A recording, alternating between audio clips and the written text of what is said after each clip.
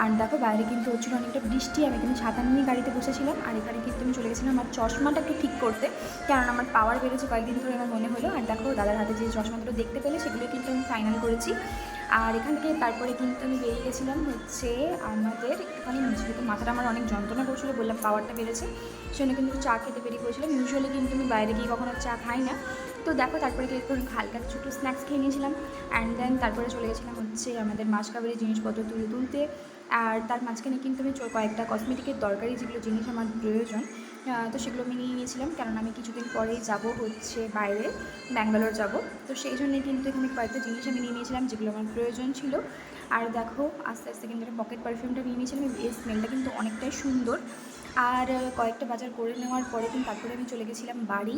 আর বাড়িতে গিয়ে কিন্তু আমাদের এগুলো জিনিসগুলো আমি দেখিয়ে দিলাম। আর যেহেতু বাজারে আমি দেখানোর টাইম পাইনি, তো চলো তোমাদের সাথে দেখা হবে আবার একটা নতুন ভিডিও। ততক্ষণ সবাই সুস্থ থেকো, ভালো থেকো, হরে কৃষ্ণ, রাধে রাধে বলো।